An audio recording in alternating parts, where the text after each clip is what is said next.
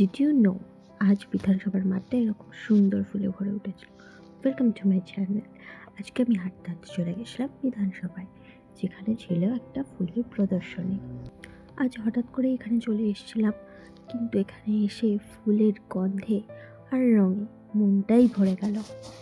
প্রদর্শনীতে ঢুকতেই দেখতে পাবে এরকম চারিপাশে কালারিং সব ফুল আর ফুলের মিষ্টি গন্ধ, আর চারিদিকে শান্ত পরিবেশটা জাস্ট মনটাই হালকা করে দেবে।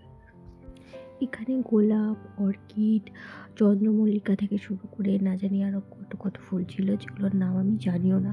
বাট এই গোলাপগুলো আর এই চন্দ্রমল্লিকাগুলো জাস্ট দেখার মতো ছিল। লাইক গোলাপগুলো তো এত বড় বড় ছিল, আমি যদি ওগুলোকে হাত দিয়ে ধরতাম তাহলে হয়তো ধরতেও পারতাম না, আমার হাতের থেকেও বড় ছিল। এত সুন্দর লাগছিল, আমি বলে বোঝাতে পারবো না। বড় গোলাপের সাথে ছোট গোলাপও কিন্তু ছিল। এছাড়া আরও অনেক ফুল ছিল, যেগুলো দেখে মনটা জাস্ট ভরে যাবে, আর কিছু মুহূর্তের জন্য জীবনের সমস্ত অশান্তি ঝঞ্ঝাট ভুলে যেতে হবে। For me it is a therapy. Like এই ফুল, নেচার, এগুলোর কাছে গেলে না জীবনের অনেক সমস্যা ভুলে কিছু মুহূর্ত কাটানো যায় শুধু নিজের সাথে। আর এই ক্যাবেজটা, এটা আমার মন যেতে নিয়ে যায়। ইট ইজ বিউটিফুল, লাইক খুবই সুন্দর দেখতে ছিল।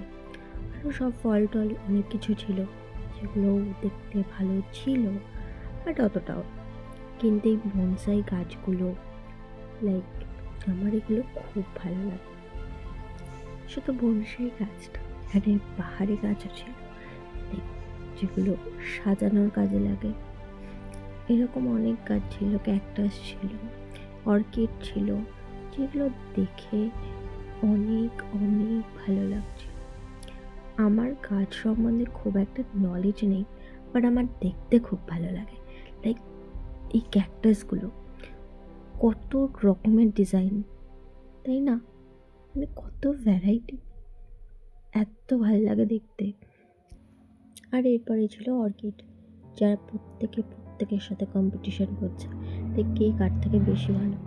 এত ভালো ভালো ফুলগুলো দেখে আমার পেয়ে গেছিলো খিদে, তাই আমি গেছিলাম টেকার্স লেন।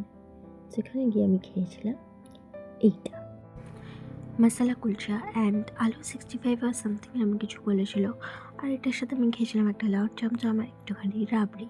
আর এখানেই আমার ট্রিপ শেষ হয়ে যায়, তাই আমি বাড়ি চলে যাই। বাট আমার এই আলতু ফালতু ব্লগ ভালো লেগে থাকলে like and subscribe please. Bye bye.